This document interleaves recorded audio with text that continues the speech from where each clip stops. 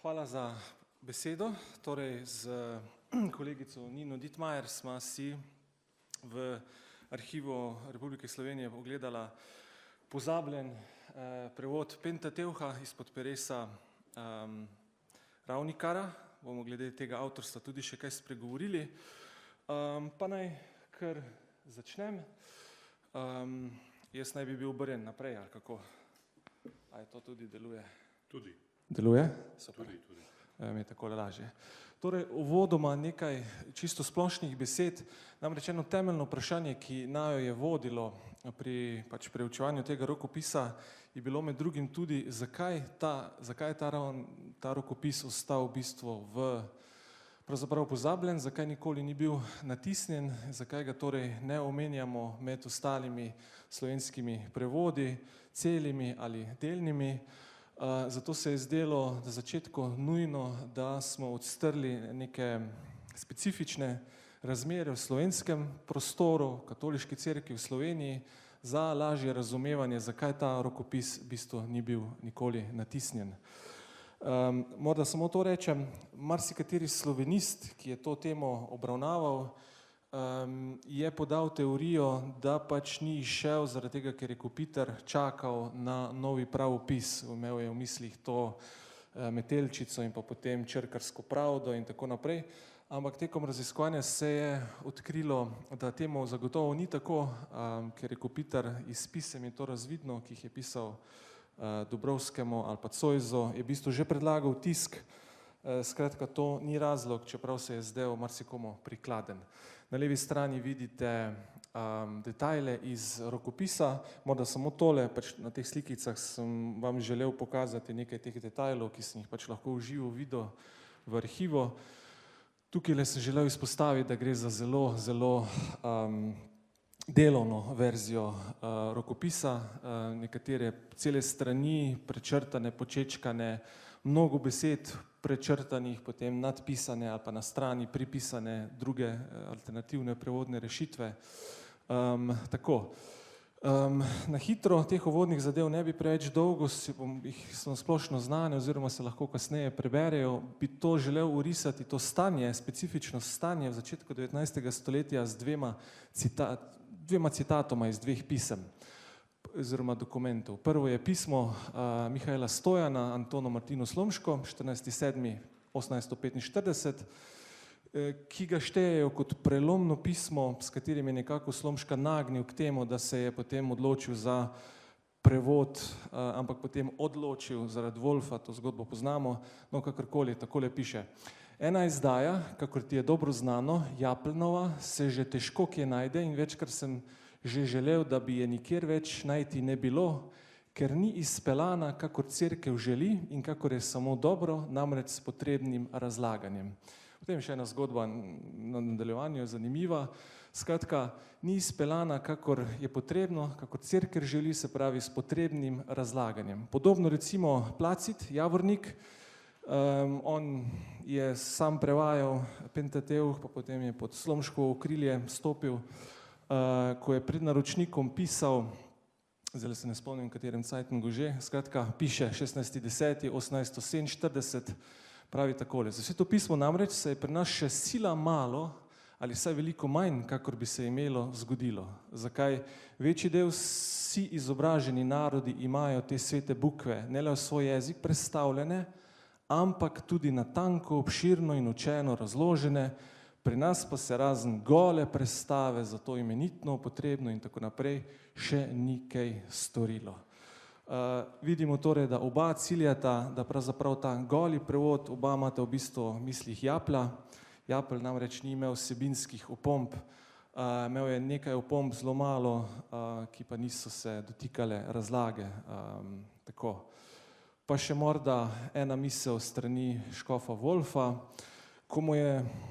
to je spet dolga zgodba, ko mu je potem, ko se končno s Slomškom dogovorita, da bo prevzela škofija v Ljubljani izdajo svetega pisma, je bil eden izmed kompromisov to, da tudi Wolf odkupi Javornikove prevode. No, in ko jih Slomšek mu jih pošle, je tole odgovor Wolfa.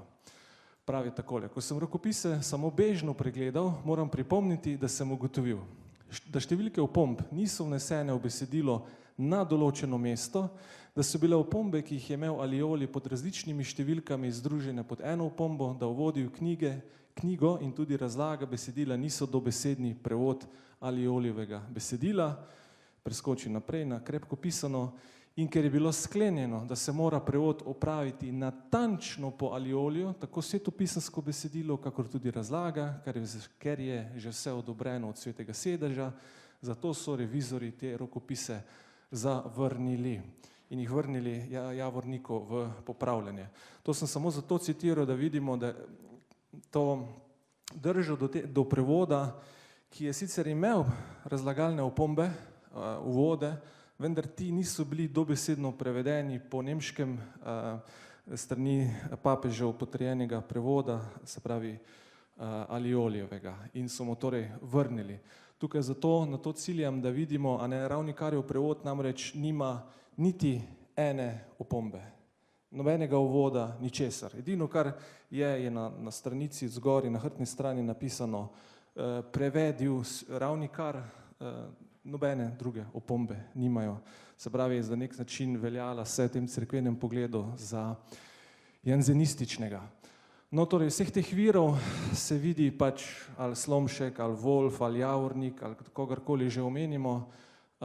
Isto mnenje, ki je bilo tudi uradno stališče cerkve v tistem času, se pravi, da mora imeti prevod cerkveno jamstvo, kar pomeni dvoje, da mora biti preveden iz Vulgate, med drugim tudi zato, ker takrat še ni bilo kritičnih izdaj teh rokopisov, svetopisanskih rokopisov, in drugič, da mora prevod spremljati prevod Aliolijevih razlag in opomb in uvodov. Iz primera Wolfa, kar sem želel nakazati, vidimo, da če temu ni bilo tako, se to nekako ni odobrilo oziroma ni bilo sprejeto. Zato, če zdaj obrnemo pogled k Ravnikarju, ki je sodil po mnenju mnogih med janzeniste, ki so imeli precej drugačno mišljenje pa strategijo prevajanja. Oni so namreč torej nasplošno prevajali brez opomb in pa tudi ne iz Vulgate, pač pa se tako so pisali iz izvirnika, čeprav je to drugo vprašanje, kaj je za njih izvirnik v tistem času pomenil. To je še ena težava, recimo v uvodih, ne vem, Japelj na dolgo in široko, o virih, ki jih je uporabljal pri Ravnikarju, te besede nimamo, lahko samo ugibamo na podlagi pač primerjave rokopisov. Se pravi, lahko na nek način pokažemo, da je to pač usoda neke vrste, kot se nekateri strokovnjaki izrazijo, medsebojnega obračunavanja znotraj cerkve, ne političnega, pač pa v smislu različnih mnenj in pogledov glede prevajanja svetega pisma. In ta zgodba Ravnikarjevega neobjavljenega prevoda pravzaprav ni osamljena zgodba, imamo tudi še druge take primere, pa tudi bi rekli rikverc, recimo Pohlin, pa prevede pač svetopisansko besedilo plus doda uvode, razlage, kar pa takrat recimo Herberstein, on že na Dunaju dobi od cenzorjev zeleno luč, potem pa Herberstein ne sprejme. Tako da obe smeri imamo tu pa tam kakšne rdeče luči, da zadeva ne pride na dan. Avtorstvo prevoda. Mnogi so v mnogih virih, člankih imamo običajno rečeno Ravnikarjev prevod. Tudi recimo tu imate stranico slikano, piše svetopismo prevedil M. Ravnikar. Se pravi, nasplošno je govora o Ravnikarju kot avtorju. Toda, če pogledamo v ozadje, predvsem imam v mislih pisma, ohranjena pisma med Kopitarjem, Zoisom pa Zupanom, je nedvomno jasno, da Ravnikar ni bil edini prevajalec svetopisanskega teksta, pravzaprav še več. Vse skupaj se je začelo pravzaprav s Kopitarjevo izdajo slovnice 1808-9 in njegove pobude, da bi nastal nov prevod na podlagi tega njegovega pravopisa in pa novih črk. In bi rekel, da ta njegova ideja dobi dejansko neko oprijemljivo obličje, ko na Dunaju 1808 spozna mladega Zupana. Recimo nekaj navedkov, navdušen piše, decembra, se pravi 3-4 mesece potem, ko ga je spoznal, on je pravi človek, Zoiso to piše, on je pravi človek za nov, boljši prevod Svetega pisma. Se pravi, z odkritjem Zupana se začnejo te Kopitarjevi načrti, ki so nekako začetek Ravnikarjevega dela, dobivati svojo konkretno obliko. Potem recimo mnogo anekdot se da iz teh pisem razbrati. Ena od teh je tudi, da sta imela zelo zanimivo prijateljstvo, torej Kopitar in Zupan. Zupan je Kopitarja poučeval hebrejščine, kar Kopitarju ni bilo tako zelo, da bi se s tem ravno ukvarjal vsak dan. In recimo piše, se pravi, na ljubo svojemu mlademu prijatelju se je učil hebrejščine zato, da bi nekako ga pač držal ob sebi, v svoji bližini, pravi Zoiso. Zdaj pa Zupet spet trka, marsikatero uro mi ukrade, ki pa vsaj za slovenstvo in novo izdajo Svetega pisma niso izgubljene, kot zanimivost. No, potem Zupana preganja, kakor je Kopitar zelo dobro znal, in uspe nekako v prvi polovici leta 1810 se Zupan odloči in osnovuje skupino prevajalcev, v kateri je bilo 11 ljudi, pomagačev in pa prevajalcev. Ne vemo čisto točno kdaj, ampak še marca recimo Zupan sprašuje Kopitarja, kaj naj točno bi počel. Se pravi, nekje od marca do sredi 1810 se je ta skupina izoblikovala in se začelo tudi prevajati. Tam med imeni najbolj se izpostavlja vedno na prvem mestu Zupana, na drugem mestu Ravnikarja.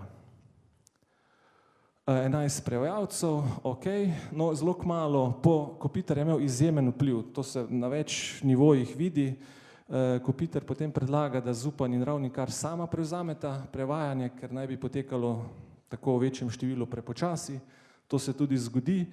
Recimo Dubrovskemu piše 27.10.1811, Zupan in Ravnikar dobro delata na prevodu hebrejskega Svetega pisma. Zupan je posebna zgodba, ki si služi svoj simpozij, zaenkrat samo tole rečem, zaradi nečisto pojasnjenih razlogov se junija 1811 na lastno pobudo da prestaviti v Šmarje in postopoma neha oziroma ugasne ta njegova zavzetost za prevajanje, morda zaradi drugih projektov, morda zaradi njegove čudaške narave, ne vemo, kakorkoli. Tudi se potem Kopitarjevo mnenje zelo spremeni, do zdaj je vedno Zupana na prvem mestu omenjal kot prevajalca, od takrat naprej pa Ravnikarja. In tako izrecno 2.8.1812 Ravnikarja že omenja kot vodjo prevajalcev. Se pravi, če toliko rečem, zelo pogosto imamo tudi Japlev, Kumrdejev prevod. Bi pravzaprav glede avtorstva bilo bolj pravilno reči Ravnikarjev, Zupanov prevod, ker definitivno Ravnikar tega Pentateuha ni prevedel v celoti sam. Leto nastanka, prej smo rekli sredi 1810 začetek, konec november 1812, to je zelo hitro, ampak na podlagi pisem vidimo recimo 22.2.1812 so že želeli dati nekatere posamezne knjige Pentateuha v tisk, vendar spet Kopitar se s tem ni strinjal, ustavi zadevo, potem 2.8.1812 poroča, da je že skoraj zaključen, novembra 1812 pa naj bi ta prevod bil zaključen. Zadnja informacija o tem prevodu v Kopitarjevih pismih pa je iz 13.10.1813, v katerem svetuje ekonomično izdajo tega dela Svetega pisma. Tako da imamo torej 1810, 1812 oziroma 13, če še tisto dodatno leto revizorskih popravkov računamo. Ena zanimiva stvar, ki do zdaj, jaz saj sem mnogo verov, sem pregledal, nikjer tega nisem opazil. Vsi, ki so se s tem ukvarjali, so dejali, da rokopis vsebuje 554 strani. In res, če vzamete rokopis v roko in ga obrnete in zadnjo stran pač pogledate, ima številko 554. Toda, če natančno berete in listate, vidimo noter, da imamo pravzaprav dve verziji rokopisov, dva rokopisa. Prvi rokopis je prevod prve Mojzesove knjige in druge Mojzesove knjige do 9. vrstice 17. poglavja. Potem se pa sredi dvopičja zaključi in se to je na levi strani in se na desni strani začne nov prevod prve Mojzesove knjige, se pravi spet 1 Mojzes 1.1 in ta pa potem gre do konca 5. Mojzesove knjige. Tako da tega podatka nisem zasledil, da bi kdo opazil. Skratka, skupaj je potem, če še štejemo, v bistvu 745 strani in besedilo prve Mojzesove in del druge Mojzesove se dvakrat ponovi. Nista identični verziji, precej se razlikujeta o tem v hipu. Jaz sem poimenoval, kar bom kasneje tudi projiciral, tisti prevod, ki je na začetku knjige, rokopis A, ta krajši, tisti, ki mu sledi, pa pač rokopis B, ker nimamo neke uradne kratice za Ravnikarjev prevod. Zasledil sem tudi, da so napisali ali pa sklepali morda po Novi zavezi. V Novi zavezi Ravnikar že vpleta metelčico, v Stari zavezi je še ni. Celotni rokopis A in B je v bohoričici, kar je tudi nekatere dileme oziroma napačne informacije najdemo na spletu, pa drugje. Zdaj pa, z Nino smo si potem zadala, seveda Pentateuh, to je ogromno besedila, da smo analizirala samo prvo poglavje prve Mojzesove knjige. Tukaj vam pa seveda lahko pokažem samo delčke tega, glede na čas, ki pač je na voljo. Predstavil bom pa takole. V zgornji vrstici imate Japljev prevod, neke vrstice pač. Potem pa od spodaj rokopis A in rokopis B. Samo njih par primerov, da vidimo, se bom potem še v sklepu dejal, ampak očitno Ravnikar in Zupan prevajanja nista razumela čisto tako v smislu na novo prevajanje, ampak bolj v smislu prirejanja starejših, že obstoječih rokopisov, kar se recimo tukaj zelo lepo vidi. To je druga vrstica prvega poglavja prve Mojzesove knjige. Tisto, kar je označeno zgori, je edino, recimo, kar spremeni in A in B verzija. Res je, da zelo pogosto pravopisne napake popravljata, pa ne vem, ino v in podobno, pa da spreminjata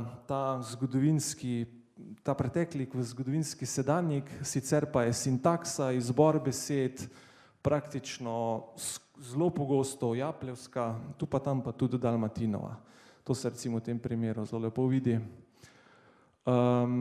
Recimo še ena vrstica, 4. iz prvega poglavja, poleg omenjenih sprememb, torej pravopisnih in spremembe časa, spet identično. B se zdi, da je nekoliko pravopisno še bolj naprej, ker imamo recimo svitlobo v svetlobo že popravlja. Prvi ima torej še isto svitlobo kot Japelj, drugi potem že svetlobo. S tem se je sicer bolj Nina ukvarjala, ki pa danes, to sem pozabil povedati zaradi svojega milostnega stanja, torej ne more biti tukaj, vas pa vse lepo pozdravlja. Pa recimo še en primer, 5. vrstica, zelo zanimivo, prvi del vrstice spet identičen. Pri B opazimo, da stavi besedo Bog, ki jo imamo v izvirniku, Japelj pa A različica pa jo izpuščata.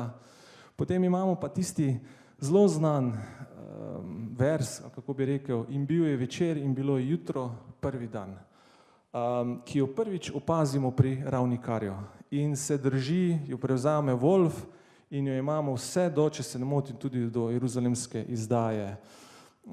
Tako da ni povsod tako, da bi preprosto povzemala, prirejala, ampak najdemo definitivno tudi zelo izvirne nove prevajalske rešitve. Še en primer, 11. vrstica, tudi tukaj se lepo vidi A verzija rokopisa je praktično identična. B pa gre nekoliko bolj v smeri izvirnosti, čeprav še vedno po sintaksi besedah, ki so izbrane in tak naprej, se pač vidi, da je odvisna od pač že obstoječih predlog. Tu pa tam se tudi zelo lepo vidi, jaz sem prepisal prečrtane besede v rokopisu in tako se včasih vidi, ko je drugič bral in ne vem, videl japlja, tu smo si pa preveč podobni in potem prečrta neko besedo, da bi nekako, se mi zdi, poskušal malo zakriti te sledi japlja. Za konec, torej rokopis, saj za rokopis A lahko rečemo, da je močno odvisen od Japljevih prevodnih rešitev v smislu besedišča in sintakse in jih pogosto v celoti ali deloma povzema, mestoma tudi Dalmatinove. Najpogostejše spremembe so, kot rečeno, pravopisne, pak, pa, ino, in, tamo, temo. Pogosto pa spreminja tudi slovnični čas. Je odločil, odloči, je imenoval, imenuje in podobno. Izbor glagolov v vseh primerih, skoraj vseh glagoli sploh, skoraj vseh primerih izvira iz besednjaka Dalmatina ali pa Japlja. Pri samostalnikih je nekaj več izvirnosti. Če smo prej tisto verzijo Bil je večer in bilo je jutro označili kot res lepo izvirno rešitev, ki se še uporablja danes, pa za vse spremembe, ki so vnešene, ne bi mogli reči, da odstirajo torej bolj skladno verzijo z izvirnikom. So tu pa tam tudi kar veliko napak, veliko je nedoslednosti, tudi prej recimo spreminjata slovnični čas, eni vrstici ja, naslednji ne, eni vrstici spet, pa potem naslednji spet ne. Pri čemer je vedno v ozadju ista hebrejska beseda, recimo. No, rokopis B je še vedno, lahko rečemo, pač japljevski, manjši meri, nekoliko večja natančnost prevajalskih rešitev v odnosu do Japlja in Dalmatina. Tako, hvala lepa in